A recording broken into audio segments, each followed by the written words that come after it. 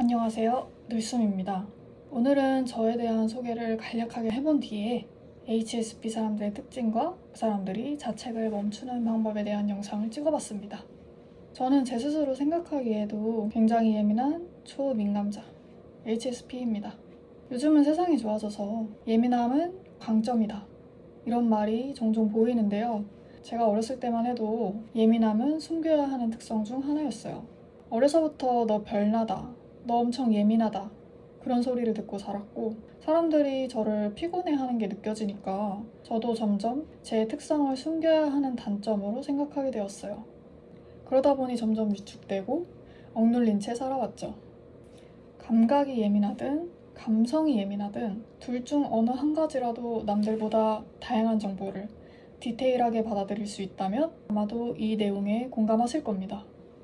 여기서 말하는 예민함, 센시티브란 타고난 기질입니다. 어려서부터 이런 이야기 자주 들어보셨을 거예요. 넌 너무 예민해. 너 참 별나다. 고작 이거 가지고 그래? 같은 말들이요.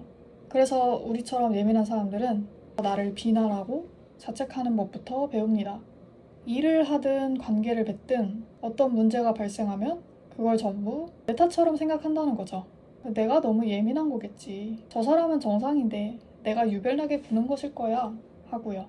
처음에는 저도 다른 HSP 사람들처럼 제가 가진 이런 예민함이랑 특성을 싫어했습니다. 나 자신을 하루에도 몇 번씩 의심하고 자책하곤 했어요. 솔직하게 표현해봤자 상대방한테선 공감받지 못하는 경험을 이미 숱하게 해왔고, 그러다 보니 점점 저 자신을 숨기게 되었죠.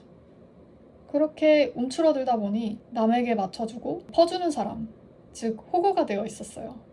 그런데 다들 아시겠지만 억눌러뒀던 것은 언젠가 반드시 터지거든요. 저도 그랬어요. 참기만 하다가 저 마지막에는 쾅 폭발해버리는 이런 패턴이 계속 반복되니까 저는 이 방법이 저에게도 상대방에게도 좋지 않다는 결론을 내렸어요. 그래서 저는 애초에 이런 패턴이 다시는 반복되지 않도록 원인부터 분석해보기로 했어요. 그런데 분석을 하다 보니 정말 신기한 사실을 하나 깨닫게 되었습니다. 생각해보세요. 여러분이 불편하게 생각했던 그 일이 그 상대방에겐 아무 문제도 없는데 나 혼자 그것을 문제라 여기고 끙끙 앓는 것일까요? 아니면 그저 우리가 남들보다 조금 더 일찍 알아차릴 뿐인 걸까요? 그런 경험 해보신 적 없나요? 내가 불편하게 생각했던 상대방의 단점이 알고 보니 다른 사람들의 눈에도 불쾌하게 보였었다든가, 그 사람의 잘못된 언행이 뒤늦게서야 큰 화를 불러서 돌이킬 수 없을 만큼 화제가 된다거나, 혹은 지금보다 몇 년이 더 지나서야 사실 그 사람, 그 시스템 별로였어 라는 발화가 나온다든가, 우리는 어려서부터 하도 별나다는 소리를 많이 들었기 때문에 우리 스스로 그 사안을 정확하게 본 것이다 라고는 인정해주지 않습니다. 하지만 잘 생각해보면 우리가 한번 인지했던 문제점은 언젠가 반드시 터지게 되어 있었어요. 다만 그 시기가 너무 늦게 찾아오고, 또는 그 일, 그 상대방과 멀어진 우리 눈에는 그 현상이 잘 보이지 않기 때문에 우리가 모르는 것이죠. 그러니 HSP 사람들은 자신의 촉, 자신의 이 센서 너무 의심하지 않아도 괜찮습니다. 절대 자책하지 마세요. 하지만 이렇게만 말하면 자책을 멈추기 쉽진 않을 거예요. 저도 아직 그래요. 왜냐면 사람을 좋아하는 HSP는 아마 이런 걱정도 들 거거든요. 내 촉이 맞다고 치자. 근데 그렇다고 내가 상대방을 너무 쉽게 판단해버리는 건 아닐까? 계속 이런 식으로 한 명 한 명 손절하다 보면 내 곁에 남는 사람은 결국 아무도 없는 거 아닐까? 뭐 이런 걱정들이요. 저도 그랬어요. 그래서 저는 사람들과 내가 적당히 어울리면서도 어떻게 나의 이 강점을 살릴 수 있을지, 그런 방법들을 조금씩 생각을 해보기 시작했습니다. 마인드 세팅을 조금 바꿨어요. 첫 번째로는 스스로의 우수성을 인정해주는 겁니다. 아까도 말했다시피 HSP는 자기 자신을 자책하는 데 매우 익숙한 사람들이에요. 그러다 보니 상대방의 잘못을 지적하기보다 그 화살을 차라리 나한테 돌리는 경우가 많아요. 왜 그런 걸까요? 이건 결국 자기 확신이 부족하기 때문에 벌어지는 일입니다. 예를 들어볼게요. 구구단 수준으로 쉬운 문제가 있어요.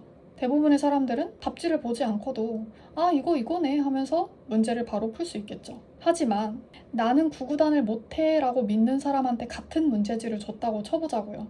그러면 그 사람은 자신의 머리로 암산하는 것이 아니라 계산기를 두드려 볼 겁니다. 이렇듯이 사람은 자신에 대한 확신이 없으면 외부 기준에 자꾸 흔들리게 돼요. 그래서 HSP에게 무엇보다 중요한 것은 자신감을 가지는 일입니다. 그럼 그걸 어떻게 가지는지가 중요하겠죠? 사실 이건 되게 간단해요. 자신이 생각보다 정확하게 상황을 꿰뚫고 있다는 사실을 먼저 인정부터 하셔야 돼요.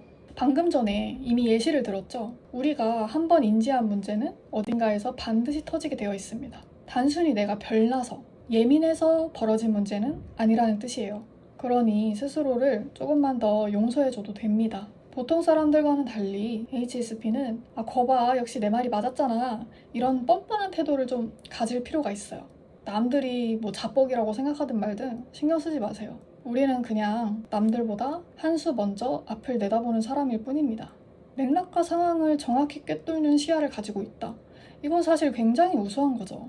그러니 스스로에게 조금 더 자신을 가져도 괜찮습니다.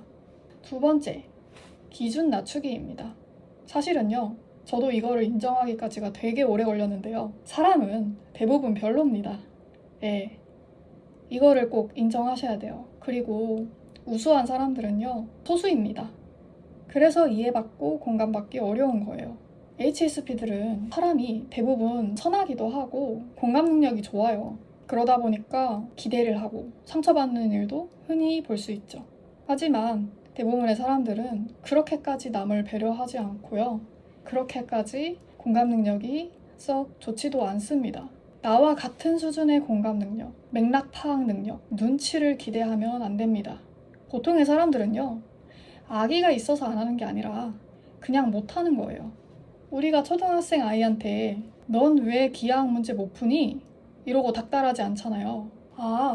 저게 평균이지. 내가 보는 것을 저 사람은 보지 못해서 벌어진 일이구나 라고 생각하셔야 실망이 좀 덜합니다. 기대 수준을 낮추세요. 그리고 기다리지 마세요. 사람들이 나를 언젠가는 알아줄 거라 기대하고 연락 기다리고 답장 기다리고 차라리 그 시간에 자기가 가진 강점을 활용하세요. 저처럼 글을 써봐도 좋고 책을 읽거나 그림을 그리거나 공부를 하는 게 좋습니다.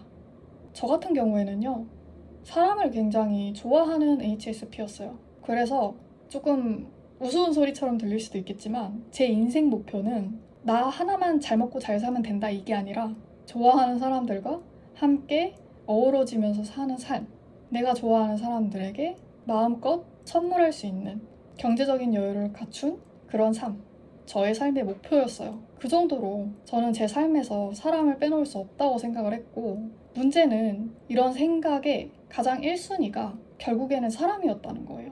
나 아닌 다른 사람, 타인이 나와 공동 1순위였던 거죠. 근데 이렇게 돼버리면요, 내가 사람한테 너무 많은 것을 기대하게 됩니다. 저는 그래서 목표를 좀 바꿨어요. 일단 나부터 잘 먹고 잘 살자. 그러고 여유가 되면 그때서야 내가 좋아하는 사람들에게 베풀고 선한 영향력을 끼치는 사람이 되자. 이렇게 다짐을 했습니다. 이 둘이 그렇게 큰 차이가 없는 것 같겠지만 굉장히 큰 차이가 있어요. 주도권이 타인에게 있느냐, 나한테 있느냐는 완전히 다른 이야기입니다. 저는 이제 더 이상 다른 사람한테 맞춰주려고 애쓰거나 헌신하지 않아요. 물론 여전히 사람을 좋아하고 사람과 어울리는 거를 즐기지만 그것과 별개로 일단 나부터 지키고 내 생각과 선택에 조금 더 확신을 가지게 되었습니다. 제가 조금만 더 저 스스로에게 확신을 가지고 하고 싶은 이야기를 마음껏 하고 하고 싶은 일을 했더라면 지금보다 성장해 있지 않았을까라고 생각이 들어요. 그래서 아쉬움을 담아 영상을 찍어보게 되었습니다. 이 영상을 보시는 HSP 분들이 계시다면 도움이 되었으면 좋겠어요. 앞으로도 저의 이런 생각이나 이야기가 궁금하시다면 구독과 좋아요를 눌러주시면 감사하겠습니다. 영상 끝까지 시청해주셔서 감사합니다.